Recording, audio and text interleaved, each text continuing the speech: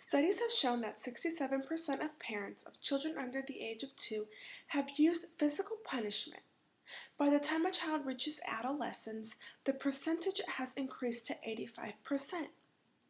Physical punishment ranges from a simple spank to hitting a child with a belt or cord, to washing a child's mouth out with soap, to kneeling on a grate for hours.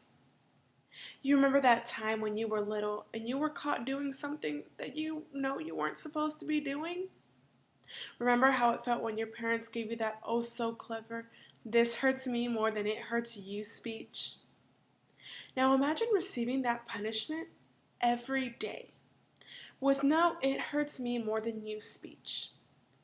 Children as young as a few months old are dying from shaken baby syndrome or SIDS, being scared to death to step in their classroom or even drop an ounce of water.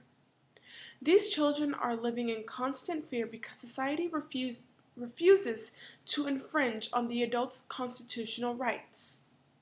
The social workers, church leaders, school principal, and district officials may have been following rules designed to serve adults and guard institutions, but they should have been tuned into more basic instincts and protected vulnerable children.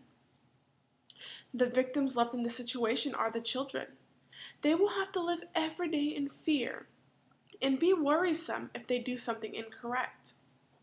Laws need to be instilled in order for adults to be held more accountable for the damage that they are doing to the future of our country.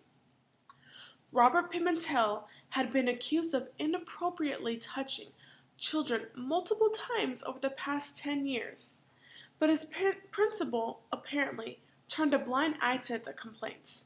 She never reported them to authorities, as required by child abuse laws, and retired, her pension intact, before she could be fired. Many in today's societies are doing this, turning the other way when a situation like this arises, and sometimes it takes years for their voices to be heard.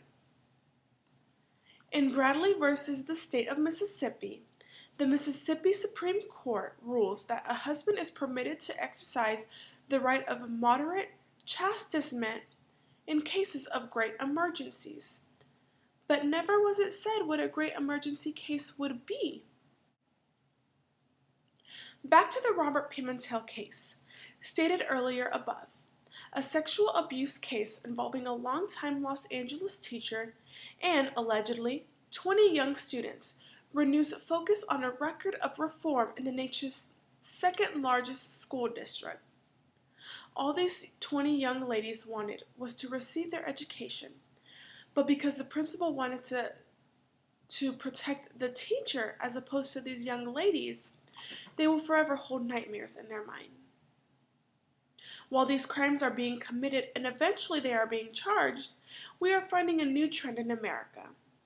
We are finding that more and more children are willing to step up and speak against their offenders in order to stop the abuse. 48 states require at least some professionals to immediately report knowledge or suspicions of a child sexual abuse to some authorities, according to the National Conference of State Legislators. This list of professionals varies by state and can include teachers, school nurses, doctors, school workers, police, daycare workers, coaches, and camp counselors. About 105 bills on the reporting of suspected child abuse and neglect have been introduced in 2012 legislative sessions in 30 states and the District of Columbia, many of them directly in response to the Sandusky case. Legislation has since been enacted in 10 of those states, according to the latest NCSL tally. Many hotlines, shelters, and education centers are making it very aware that the children can be open and honest with the individuals and that there is help.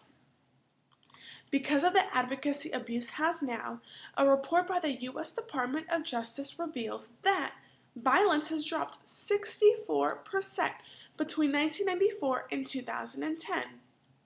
By turning the cheek to child abuse, you are also causing harm to the child, as child abuse can mark and alter genes in its young victims, leaving them less able to cope with stress later in life.